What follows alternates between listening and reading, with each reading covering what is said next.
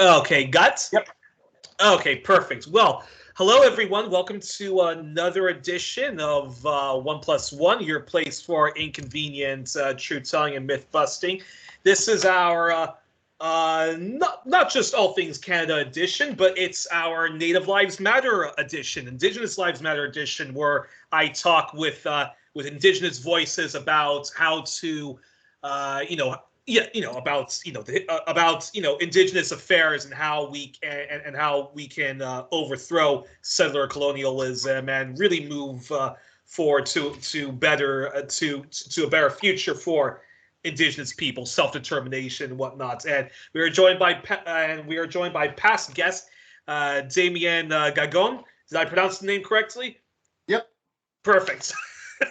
Always have to. And yeah, we're going to be talking about Indigenous affairs. Now, so first of all, Damien, thank you for coming back on the program, especially on the eve of Canada Day. I think, I mean, it's still Thursday for you, but here, here it's already Friday, July the 1st. So it's already Canada Day then, right? So at least here in Belgium. Yes. Well, thank you so much for coming back on the program. And before we talk about Indigenous affairs, and we're going to be talking about the Weten resistance to the pipeline. Uh, so right now in Canada, there's already right now the reactionary far right forces are already mobilizing themselves again. The Freedom Convoy, who are against vaccine mandates and are against lockdowns and stuff like that, and and I like explain to our audience why the first freedom convoys that took place several months ago were are not these are not this it's not this working class left wing populist movement which some on the left, particularly Americans, foolishly think that it is. And yeah, so explain that. Yeah, so talk about the Freedom Convoy because they're coming back again, and please explain why they are a far right reactionary movement that no left leaning person, regardless of your opinions on the safety of vaccines and so forth, but why people folks should not be supporting the Freedom Convoy and so forth. Well, with the Freedom Convoy, it's yeah, that's quite the subject there. It's well, I think the most important thing to recognize about the Freedom Convoy is who the organizers of this movement are. Particularly, there was a Pat King who there was videos on his own social media profiles where he was supporting and spreading the Great Replacement theory, which is, for those who don't know, a right-wing conspiracy theory made by mostly white supremacists that believe that there is some sort of concerted effort to depopulate and in the exact words of Pat King, the Anglo-Saxon race, and that it's being perpetrated by minorities and, BIPOC people. Yeah. So right there, that's, he was one of the lead organizers of this movement. Some nasty things. He's also been involved and been found to have commented some pretty racist and questionable things online. The others have also, Tamara Leach is another one. She's currently in jail because I believe she breached one of her bail conditions or probation conditions. She is connected to the right-wing separatist group. What was it called? The Wexit. The Wexit, yes. Yeah. Yeah, she was involved politically with the Wexit organizations. The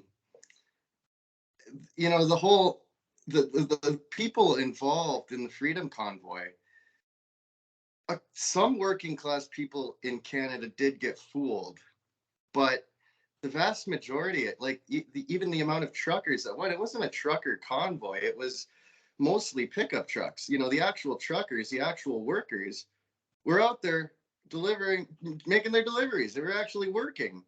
right? And we're already vaccinated, so Absolutely. yeah. And even for these truckers who were protesting in downtown Ottawa, it wasn't that their jobs were on the line. They were, a lot of them were, their companies had given them the options to work long haul across the country where they wouldn't need to have a vaccine. But that wasn't good enough for them, you know, and so they take to this reactionary response. And instead of actually achieving anything, and that's, you know, that's the other thing, this, you can hardly call it a protest. You know, they came into Ottawa, they made a complete mess of the city. They harassed the citizens who live there day and night with incessant honking of their horns. I mean, I couldn't imagine how annoying that would be after the first night. Like, Yeah. and then, you know, they didn't really have any real end goal. They published a manifesto that talked about wanting to overthrow the government and having them placed as heads of the government by the governor general. And then they tried to distance themselves from that document. And, you know, it was just, it was a mess. It was Yes, crazy. and at the same time, they were also engaging in a lot of. I mean, they were saying things like Justin Trudeau is a is a communist, and there was a lot of that. There's there was a lot of anti-left rhetoric, but let's call it what it is. The whole communist rhetoric, which I don't like that BS anymore, and I don't buy into that neo-McCarthyism. But a lot of them were like saying things like Justin Trudeau is a communist and stuff like that, and it's just like so for leftists who are champion these freedom convoys, if they're calling somebody like Justin Trudeau, who I am a critic of, a communist, you really think that they're going to be champions of working class leftism politics? Like, it's ridiculous. Well, absolutely, and you know that was a huge element of it, was this fear mongering around communism and socialism, and any real left wing movements. And yeah, you know, it's laughable. I agree, it's laughable that the right somehow has got it in their minds that Justin Trudeau is somehow a communist. That couldn't be farther from the truth. And at the best of times, at the best of times, at the best of times, yes, he's socially liberal, but he certainly is no friend to black people, to indigenous people, to any marginalized people. He's a rival oligarch. The Liberal Party is a rival oligarch, rival settler colonial, rival warmonger party. So yeah. I mean, in conclusion, these truckers, the Freedom Convoy folks are a reactionary right-wing movement who are weaponizing some of the legitimate concerns people may have about the safety of vaccines. But yeah, but again, they're not some left-wing movement. Certainly not a left-wing populist movement, which anyone should align themselves. And for American audiences who who might be confused, and they might see certain left-leaning anti-imperialist voices on Twitter champion the Freedom Convoy, I would just say, well, guys, if you know anything about Canadian politics and where the Canadian left is at, you would know that a bunch of people waving the Canadian flag, given that Canada is wrecking with its with its settler colonial past, ongoing settler colonialism, you would know that most leftists in Canada they hate, well, I wouldn't say they hate the flag, but they know that having these conversations about Canada's past and where we go to a better future with our Indigenous people, the Canadian flag is just an offensive thing to be obnoxiously waving about, given the ongoing apartheid Indigenous people are go through, given the recent discoveries of all of those mass graves of children who were forced to go to residential schools, and the fact that one of the big things the Canadian left is involved in is anti-Canada Day protests, cancel Canada Day. So the fact that these freedom convoys who some foolishly think are a left-wing populist movement. Like, guys, like, just no, it isn't, right? Well, and absolutely, and it's crazy, and it was infuriating at points to see these people trying to suggest that they are somehow an oppressed group of individuals. If that protest, if that convoy that went to Ottawa had been led by Indigenous people or Black people, it would have been shut down on the first night. The military could have been called in. I wouldn't be surprised, right? But it wasn't. These people were allowed to do this for 3 weeks. And even when it came to the end of it, the police didn't even use half a percentage of the amount of force they use on peaceful Indigenous protests in this country. So, and it's crazy because there are legitimate rights violations taking place, but what they were protesting was absolutely not it at all. Exactly. And the other, issue is, I mean, and also much of the, much of the left, at least, the radical, left in Canada. Like, I know Socialist Action Canada, the NDP Socialist Caucus, people like Dimitri Lascaris, Eve Angler, many of them also, they denounced the freedom convoys, but they also denounced the use of the Emergencies Act and empowering the Canadian deep state, the Canadian military, to handle these folks, because we know that when we empower the deep state like that, they immediately go after the real people power, the real populist movements, which are which are Indigenous rights groups, which is Black Lives Matter, and of course anti-war movements. So that's important also to mention. But moving on, let's talk about let's talk explicitly about Indigenous topics. And you mentioned how if these were Indigenous people, they would not the cops would not have been so polite, and they would have been crushing the skulls. So that's a perfect segue then to the Wet'suwet'en resistance against the pipeline. So yeah, so just give a recap of the Wet'suwet'en Indigenous people who are resisting against this pipeline.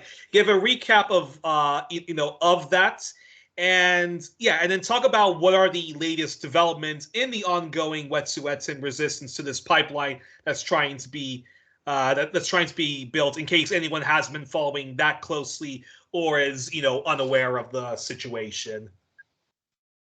Well, yeah, for sure.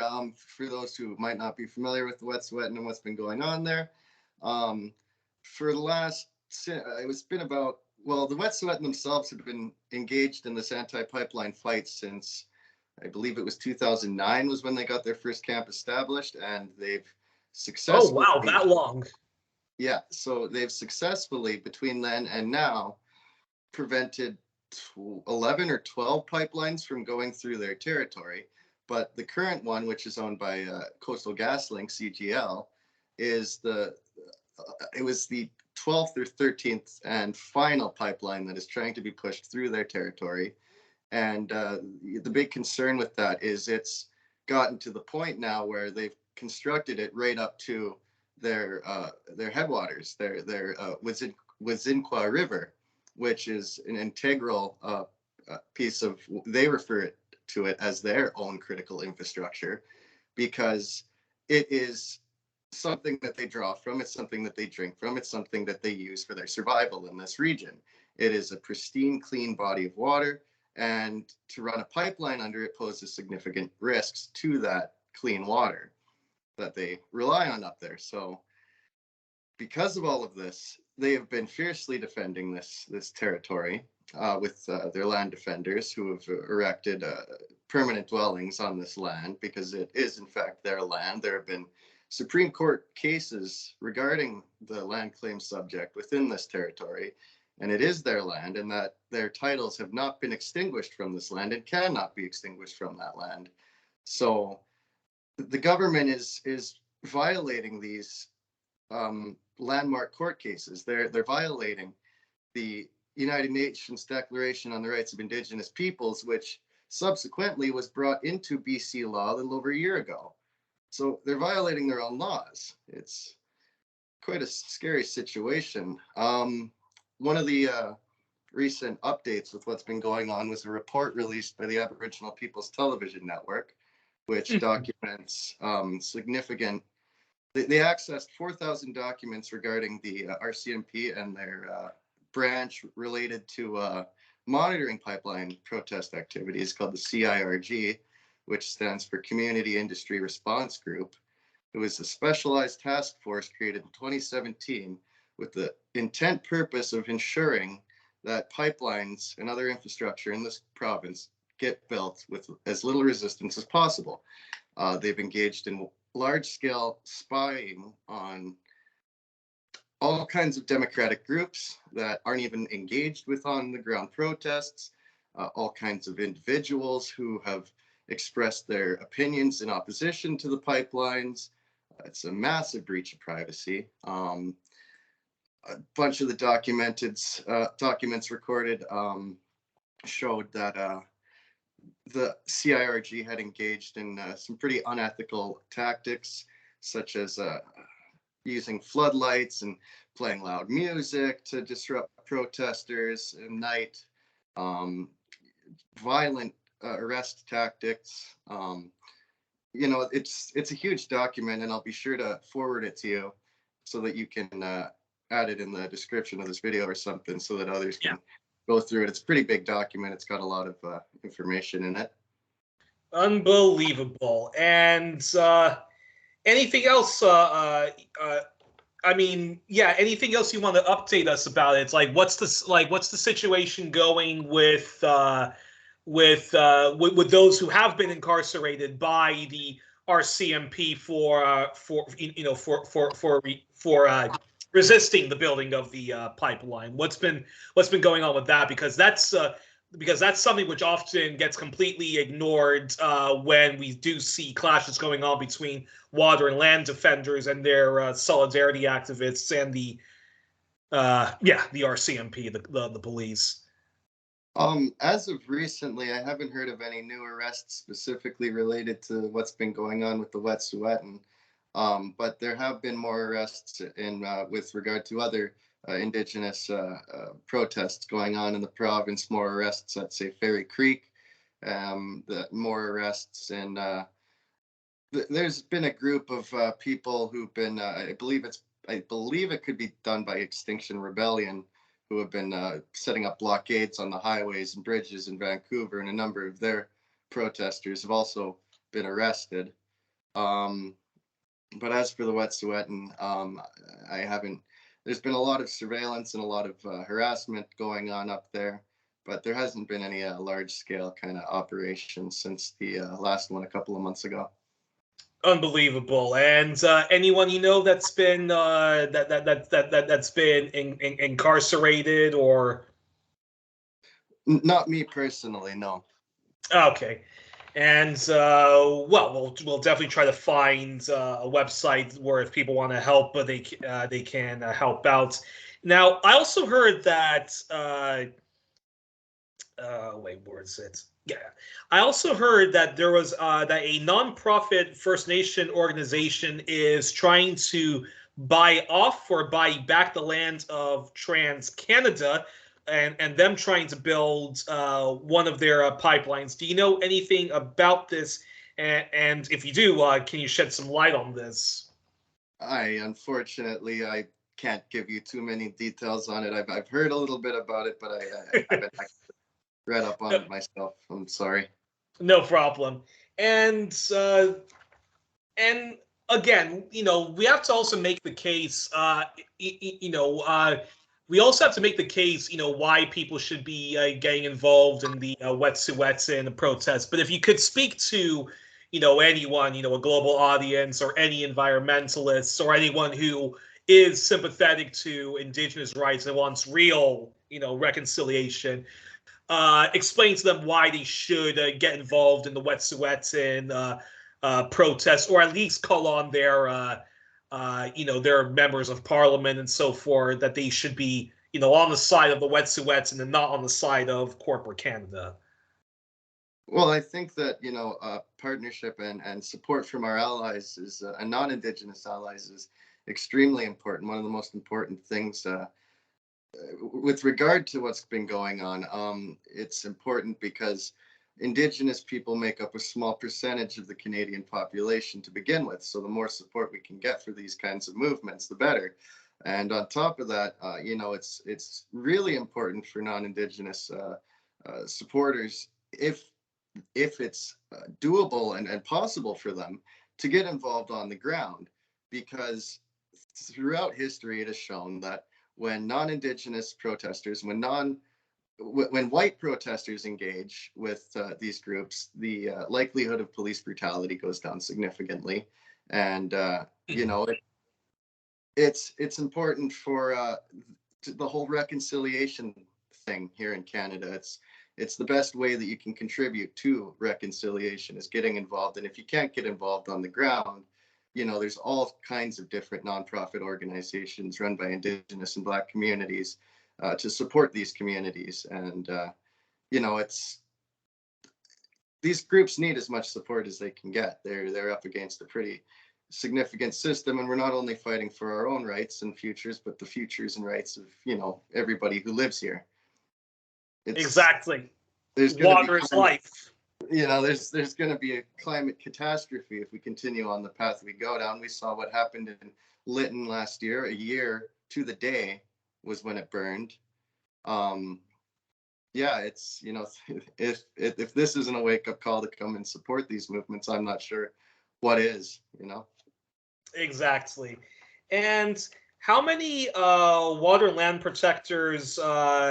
Actually, well, I think I already asked you this question, which was, how many water and land protectors have been incarcerated since this standoff with the provincial government has started, and how many have been released, and for the ones currently in prison, what can folks do to help? But I think you already said that, like, that you sort of don't know too much about that, but that there are ways that people can get involved by just going to landback.ca, I believe, or anyone else that that people can reach out to. Well, yeah, absolutely. When we wrap this up here, I'll be sure to send you several resources that you can add in the description of the video if you'd like, for our perfect viewers that go and support these movements. Then I have to ask this question. Then, which is, I'm curious, how has the dominant media, the establishment, corporate state media, been in covering the Wet'suwet'en resistance? The CBC, the Globe and Mail, the local press in BC, and the national pros, have they been fair in their coverage, or have they mostly been biased in favor of the provincial government, the federal government, and the oil companies? A lot of the reporting is in favor of the oil pipelines and the corporations and companies and such. Not all of it. Like I mentioned, we have the Aboriginal People's Television Network, which is an Indigenous-run news network here in Canada, which has been providing pretty decent coverage on the situation and other Indigenous issues taking place across the country, not just in BC. But the CBC, the CTV, the mainstream media outlets, they have been it's, unless the police do something like notably brutal, it's mostly just making a point of talking about how there's an injunction and that the police are just enforcing this injunction, and they're well within their rights to enforce these injunctions. They don't cover on the fact that these injunctions are being imposed by courts in Victoria and don't have jurisdiction on unceded Wet'suwet'en territory. They don't like to talk about that part. They ignore that part. So it's difficult trying to explain to people who only get their media from these outlets why these people aren't just criminals who are trespassing, because it's the pipeline company that is in fact trespassing. And do opinion makers and commentators on, say, the CBC, CTV, or the pages of the Globe and Mail, the national Post, the Toronto Star, the Toronto Sun, I'm sure they probably say things like, "Yes, we know that there are lots of grievances that Indigenous people have, but this pipeline is good for them, and you shouldn't be listening to the radical leftists. You should be listening to the people." To the indigenous to the indigenous voices who want the pipeline. Like has a lot of that been going on? Oh, well, absolutely. One of the biggest talking points they like to use is the elected band council. 20 of them have all agreed to this pipeline, while the hereditary chiefs, which I believe there are only a handful, less than 10 of, oppose it.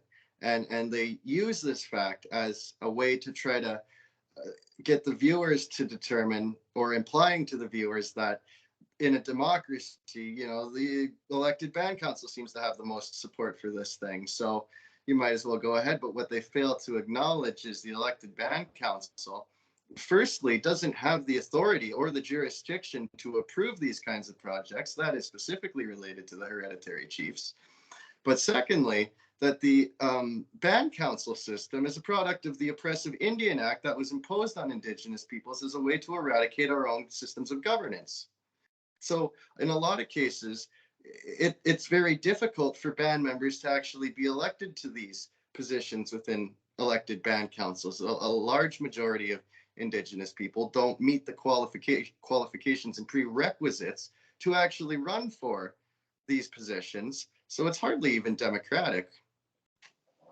Wow. So in other words, the colonial system, which is very much still in place, that's why the Indian Act is still on the books. So basically, those voices who say that please don't listen to these protesters here or these protesters there. That's set up that way because of the colonial system. So in other words, I know in the U.S. My friends over at Black Agenda Report, they talk about the Black misleadership class. So this would be sort of the Indigenous misleadership class. But even if there are Indigenous people appointed who say, "Hey, we don't want this pipeline. We don't want mining going on here. Our constituents don't want this." It doesn't matter because it doesn't matter because it doesn't matter because that's just the nature of ongoing settler colonialism in Canada, right? Well, absolutely. It was deliberately designed to be this way, and it was deliberately designed to mislead the public about what's really going on. Unbelievable. And then and then we have to ask this question since we are revisiting the Wet'suwet'en resistance. What are the environmental implications, and how has public opinion been responding to the standoff?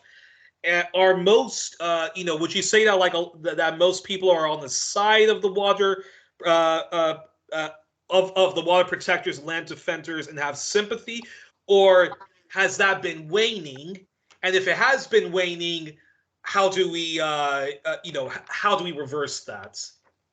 Well, it definitely has been waning a lot with a majority of the population, largely because the media, the mainstream media, doesn't cover it the same way that Indigenous groups online are covering it. And these Indigenous groups online only have, tens of thousands, sometimes hundreds of thousands of followers. So it's a very small percentage of the Canadian population actually being exposed to what's going on.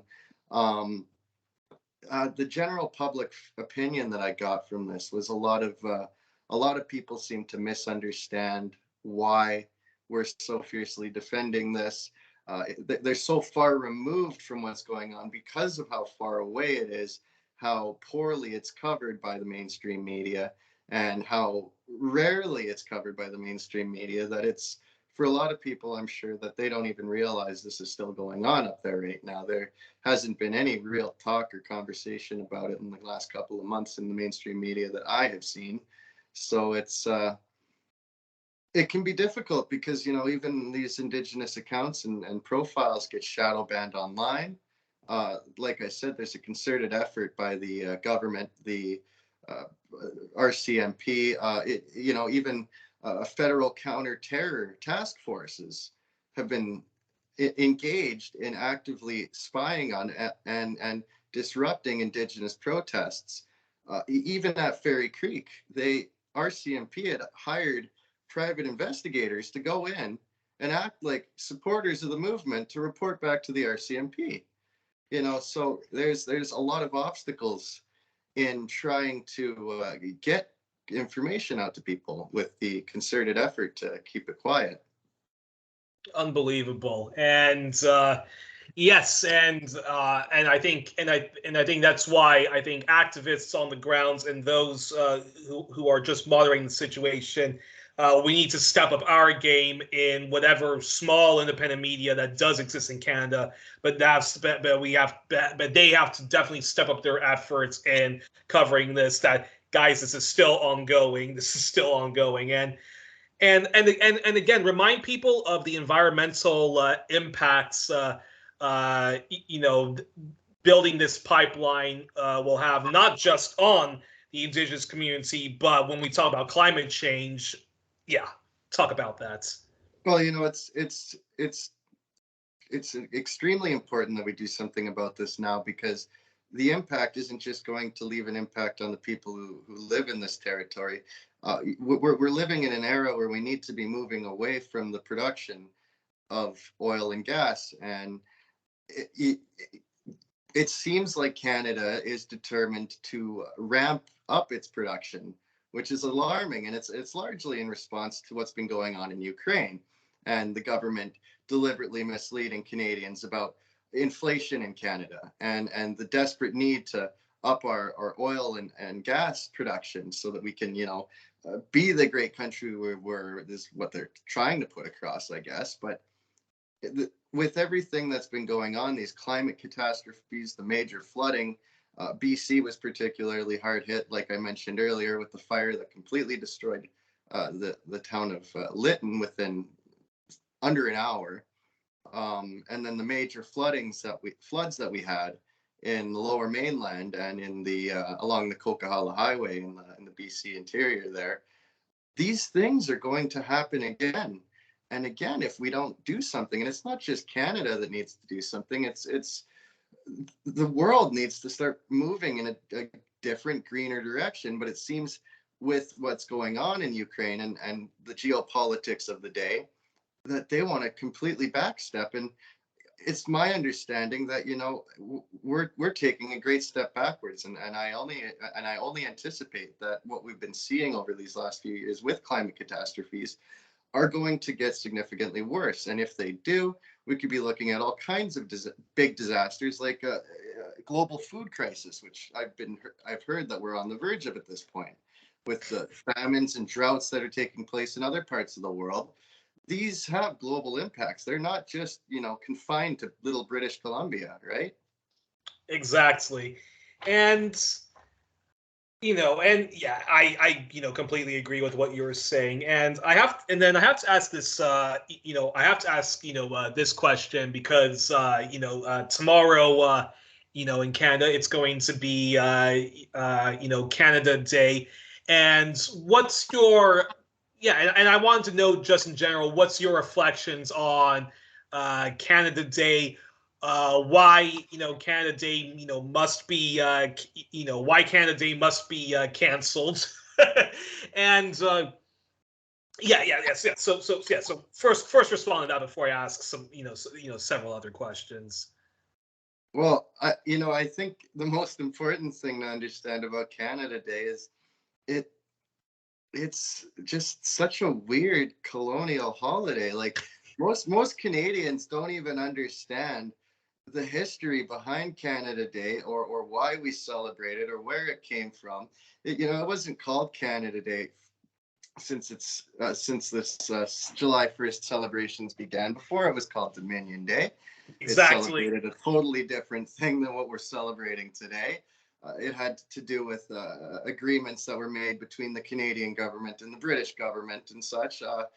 So it's right off the bat, most Canadians don't even know what it's about. But for Indigenous people, and myself, it represents the colonial mindset of this country, the conquest of the settlers in this country, to and the consequences of that, which were disastrous for our people.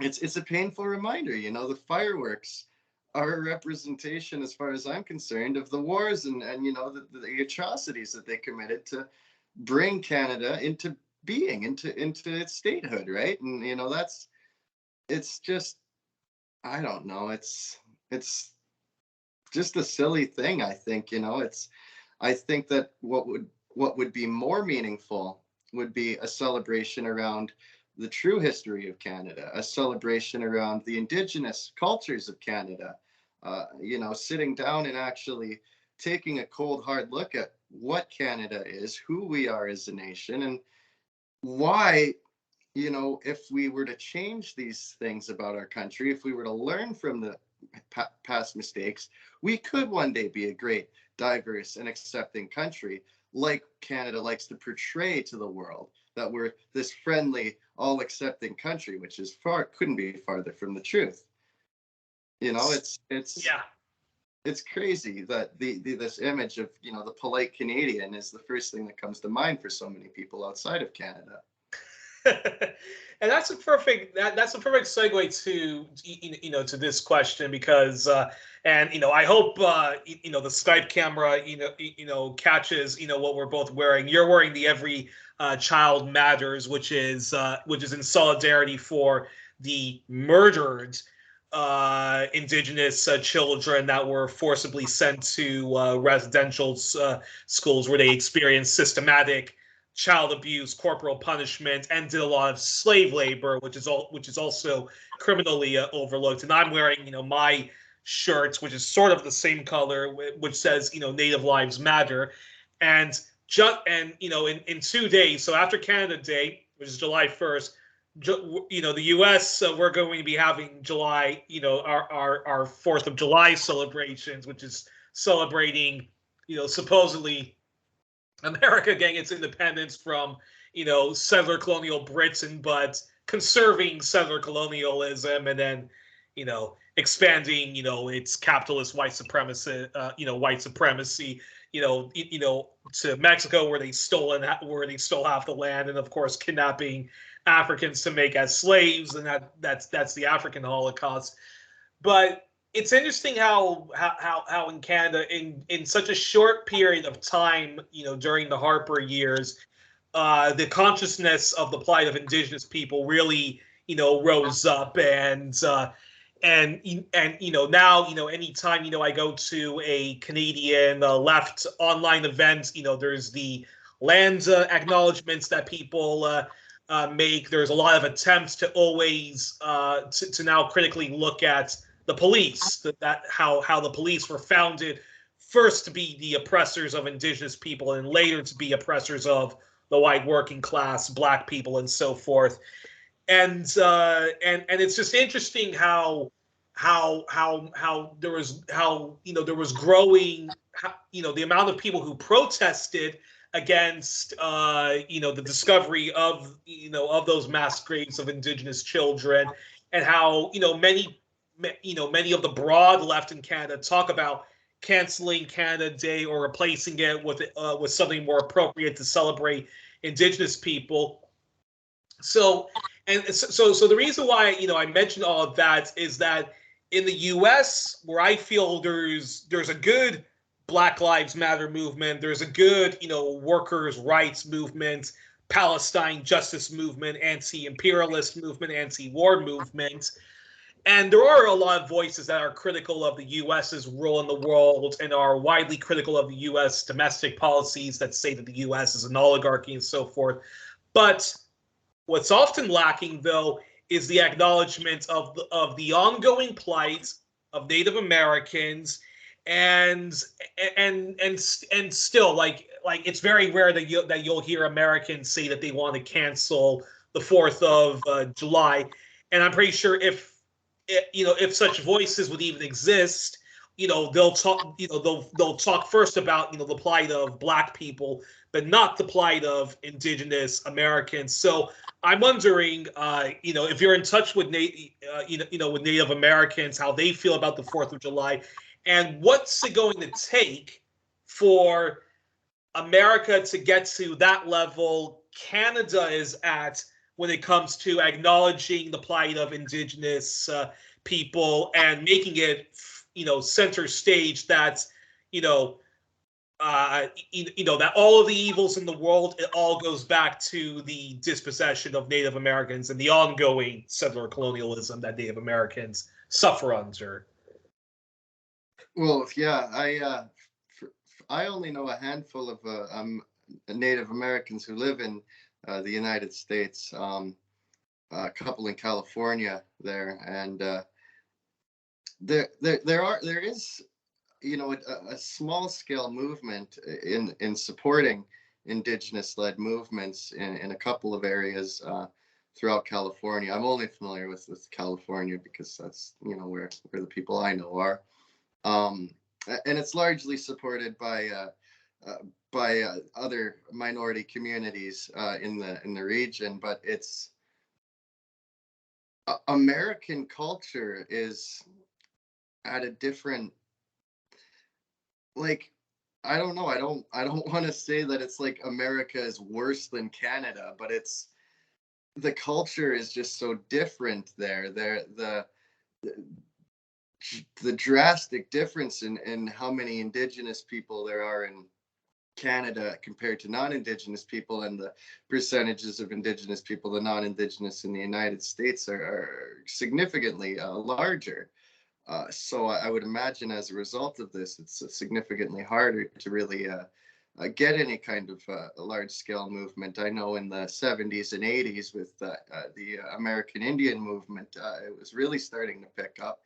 But as we saw, the FBI came in and aggressively suppressed that movement and threw Leonard Peltier in prison, and he's still in prison today for crimes that my understanding is he didn't even commit. Exactly. He's been a political prisoner since then, and there's, much like in Canada, in the United States, it would appear that there's a concerted effort by the government and police agencies to suppress any kind of meaningful Indigenous movements. And so, do you think? So, if you were to give, advice to not Native Americans, because there's always some kind of resistance that that Native Americans do. But if you were to give advice to sort of white leftists or Black leftists or Latinx leftists, and even the queer liberation movement, like if you could talk to them, what would you say to them in terms of the plight of Native Americans and how what would you suggest that they do if they want to be allies to Native Americans and to make and to stop overlooking the plight of Native Americans? Well, I think the most important thing to understand is intersectionality. Just because you may be involved with one movement doesn't mean that you can't branch out and engage with other movements. And I think that the Indigenous movement is a movement for all people in our respective nations, and for the people of the world ultimately, with our stated environmental goals. So I think that it's something that gets overlooked a lot by a lot of leftists in the United States. But I just think more can always be done, right? And that doesn't mean you have to be dumping your whole paycheck into these movements, but even just a little bit. If you get enough people supporting these things, it can make a meaningful difference to these movements. Exactly. And then I would also add to that the fight for Native Americans to dismantle the apartheid they live under is a fight for all people. I mean, if you just look at statistics, if you look at the extreme impoverishment that Native Americans suffer under, lack of, and the high, cancer rates, and the fact that actually Native Americans are even more incarcerated in prisons and are even more murdered by the police than both Black and Latinx people, put together.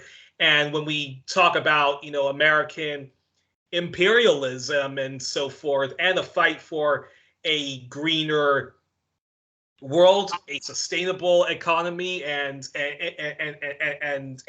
getting rid of the whole profit motive of capitalism, which is leading us towards literally extinction, then not then you have to be involved in the fight in the longest anti-colonial, anti-apartheid struggle, anti-racism struggle, anti-capitalist struggle, which is the fight, which is which is justice for Native Americans, right? Well, absolutely, and I think that a barrier to this for a lot of non-Indigenous leftists is this misunderstanding of what land back means necessarily. Yes. Talk to us about that. Yeah. I know a lot of non-Indigenous leftists who I've spoken to have been under the impression that land back implies that Indigenous people are going to forcibly relocate non-Indigenous people either out of Canada or to what they refer to as white people reserves, basically. And that is not at all the intention of land back. Land back has more to do with handing over jurisdictional authority over the specific lands and territories that Indigenous groups live on. That means giving Indigenous groups the ability to properly manage and sustainably manage the resources of these lands so that they can be sustainable, as we have since time immemorial. For thousands of years before Europeans arrived in North America, Indigenous people in this country have thrived because of our sustainable methods of governance and handling of resources. And if we can have the authority to continue these traditional methods of sustainability, we believe that it won't only benefit ourselves, but it will benefit everybody in the country. I completely agree with that. And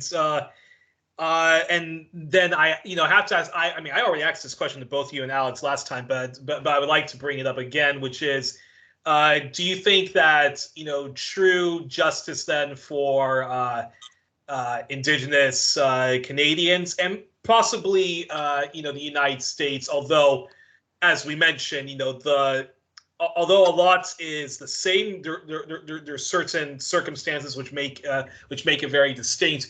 But would you definitely support what the Communist Party of Canada champions, which is following the United Nations declarations on the rights of Indigenous people? But if we wanted to really give back nationhood to the Indigenous people, we would give them the right to secede from the Canadian Federation. Would you still definitely support that? Would many Indigenous people actually in Canada support that if they were aware of that of such a proposal?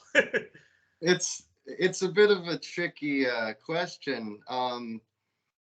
I definitely want to start by saying I definitely support the United Nations Declaration on the Rights of Indigenous People. But as well, as for the question of allowing individual First Nations to secede, I think like most things, this would need to come down to a referendum, much like with what happened, say, in Crimea, where they held a referendum and the overwhelming majority voted to separate from Ukraine. And I think that if similar feelings were in place with the individual First Nations, then why should anybody stop them from pursuing their own livelihood and destinies, basically? Canada is, I live on unceded territory, so I don't even recognize the legitimacy of the state in this province because of the fact that there was never any treaties signed here ceding the territory to the government. So what's So happening here? you're an occupied people, essentially. Precisely. So, it's not as open as, I think that we should all simply secede from the country. That would require a lot of forward thinking, and how can we actually make that sustainable? And a lot of planning would have to go into that. But I mean, ultimately, I don't see anything wrong with it if it were carried out correctly.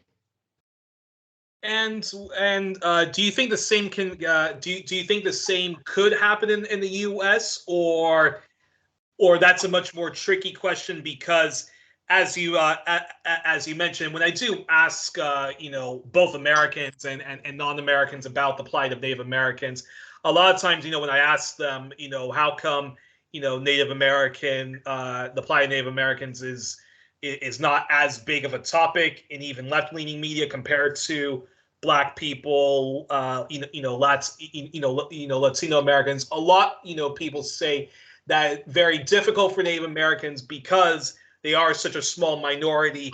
Whereas in Canada, yes, they're a minority, but they're a very big, sizable minority. So the idea of restoring nationhood back to Native Americans and giving them the chance to secede and make their own city states or create their own nations.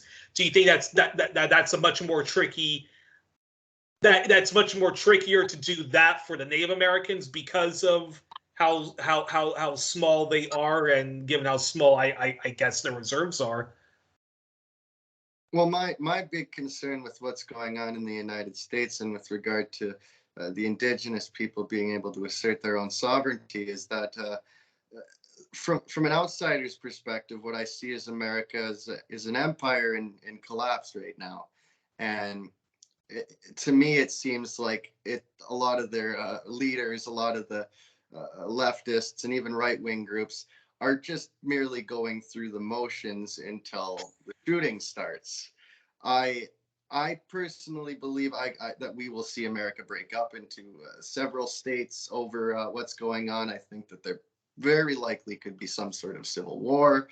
I could just be wow fear mongering on this subject a little bit, but given the rapid decline of America, we can't say it's a democracy to begin with, but the rapid decline over the last decade or so that it has been in is quite alarming, and I don't imagine that it has much of a future. So with regard to Indigenous people being able to assert their sovereignty, I'm worried that if widespread chaos and violence erupts in the United States, like many minority groups, they would be the targets of right-wing nationalist elements. So, America's a tricky one. Yeah, and that's actually one of these days I'll have to have you back on the program to explore that. But then it seems to me, and I think definitely with the overturning of Roe v. Wade, and heaven forbid the far right Supreme Court overturns, queer rights legislation, I think there are going to be many angry Americans, those who call themselves liberals, those who call themselves progressives, those who say no, I'm a leftist. I think you're gonna have a lot of very angry people, in which some of them are going to say, okay, I'm from yours truly, California, or I'm from New York. We have a bigger population than someone from Wyoming, than someone from Kansas, or someone from Oklahoma, who get the same amount of representation we do. And every time we want to try to move this country just a little bit forward, we're held back because of the far right, movements, which mostly govern the Republican Party. And even we may have our differences with centrists, but that's there's something wrong with this arrangement. So I'll be curious to see conversations pop up if they do happen. But But what would you? But then this question that I definitely have to ask is when it comes to both, Canada, when it comes to both Canada and the U.S., what's could be things that you know that white Canada or multiracial Canada can do overnight in just alleviating the suffering of Indigenous people. So putting aside land back and land rights and so forth, what could the federal governments of both countries do overnight just to alleviate the suffering of Indigenous people? I don't think that there's anything that they could do overnight necessarily to immediately alleviate it. But talking in short term, they could immediately implement the 94 calls to action as put forward by the Truth and Reconciliation Commission. That would be a great start. For years now, they've been promising to implement these calls to action, but up to this point have only actually successfully implemented, I believe, a dozen out of the 94. So that would probably be a pretty good place to start. It's been in place for years, and there's been very, very little action toward that. Yes, and of course, giving clean drinking water, clean washing water to all those reservations. Like it should not I mean, there's just so many things that that should not be as difficult as the Canadian governments, U.S. governments, Australian governments do in terms of alleviating the suffering of Indigenous people, of just giving them clean water, of just building, proper, housing, and giving them the same rights which are owed them that they, that they give to, I guess, the mostly white population, right? Well, absolutely, and it's even these Indigenous communities have continually been asking for clean water, and the government can't come up with enough money to go ahead and actually do something about it. But then a war breaks out in Ukraine, and suddenly they've come up with millions and millions of dollars to just to hand out, and it's frustrating because we've been told that they just don't have it, and it just seems like out of thin air they got it. So they're doing what politicians do. They're lying to us. Yeah, it is unbelievable. And second to last question, then I have to ask is since it's going to be since it's going to be Canada Day, who are the Indigenous people, past and present, that you think Canada should celebrate? No doubt that they are going to be celebrated amongst the Indigenous, Métis, Inuit people, but that the rest of Canada should read up on and celebrate them as opposed to your founding fathers like John MacDonald and the other guys that came after him. Well, I think there's a lot of, past and present great Indigenous leaders, some of them being, well, there's Sitting Bull. There, or not Sitting Bull. He was American. I'm sorry. Yeah. I'm trying, Crowfoot. Crowfoot was the one I'm thinking of. He was from, I believe, what is now Alberta. And, there's Louis Riel. He was a great resistance fighter for the people of Manitoba, the Métis people in what is today Manitoba. Past, oh geez, my mind's drawing a blank here. Modern, for modern Indigenous people, there's tons of artists out there and activists out there. One group I'm particularly impressed with as of lately has been an Indigenous hip hop group called the Snotty Nose Res Kids.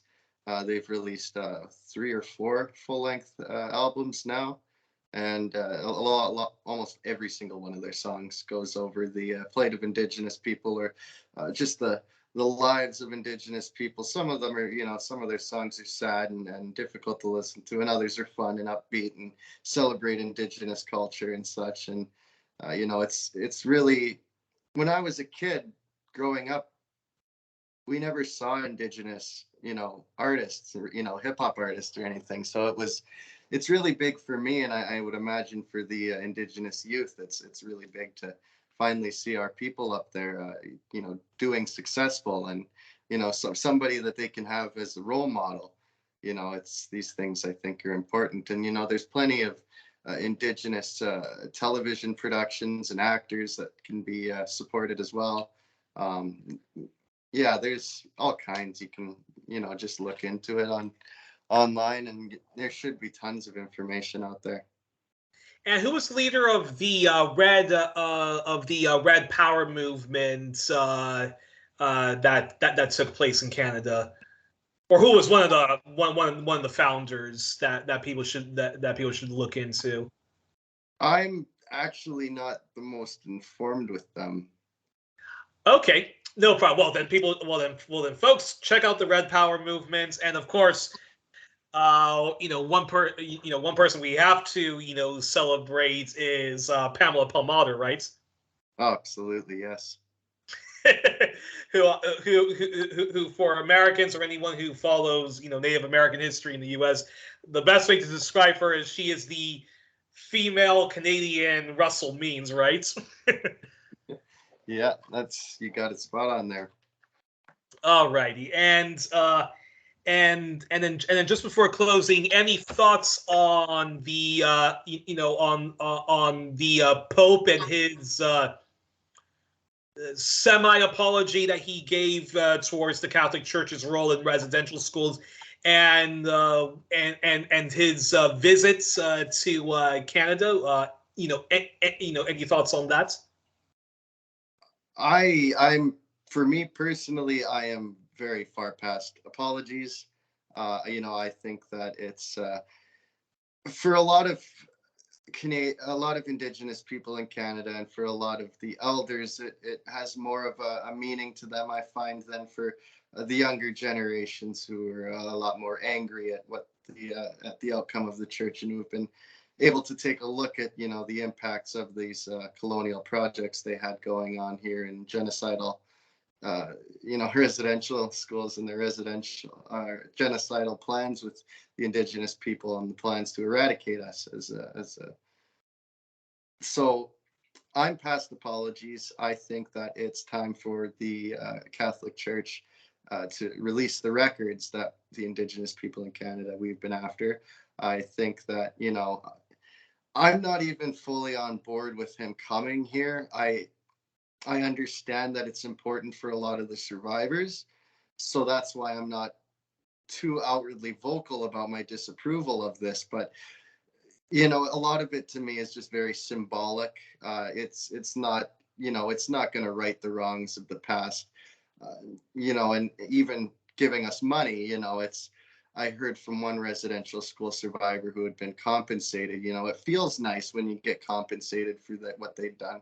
But after a while, you realize that it doesn't change what happened. It doesn't change the current systems that are still in place, oppressing our people and taking our children from us. The residential school system didn't necessarily end. It only changed face. It's still alive and very well through the foster care system here in Canada, where exactly. Indigenous children are still at a disproportionate rate being taken into foster care from their homes. So I think that in order for it to have some sort of meaning to me, there has to be action followed by it. It can't just be words. Yeah, it reminds me of an article I once read at New Matilda in response to the ongoing plight of Aboriginal people and the stolen generations. I think the title of the article was "Sorry is the easiest word. Compensation is the most difficult," and and like you said, even with some of the compensation that's given, I mean, Tabitha Wallace, who's on the program, would say that like the amount of injustices that have been inflicted on Indigenous people, like we can almost never repay back for it. And I think going back to what we were first talking about, the Weten protest, like, okay, yes, they can say sorry, and yes, if we can get compensation, that's great.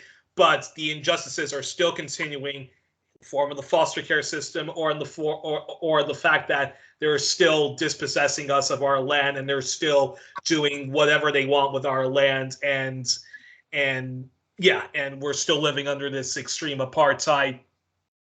And of course, that also goes back to the ongoing police brutality and so forth. So yeah, you're definitely spot on about that. And just in closing, on this Canada Day, how are you going to celebrate, and how you suggest?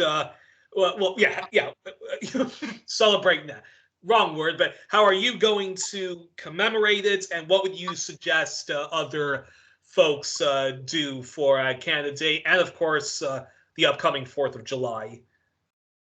Well, for me, my plans for Canada Day tomorrow are I'm going to meet up with a couple of friends in the morning, and just kind of talk about the meaning of Canada Day and what it is for Indigenous people, and then we're going to be going back to where I live in my community, and there's this totem pole that was built, and it was built in the 1950s during a period of time where Indigenous people, if we had ourselves carved our own totem, would have been arrested. It was against the law for Indigenous people to engage in the making of these crafts and these arts that we had been making for so long. And so this totem pole that is in our community is carved by a settler,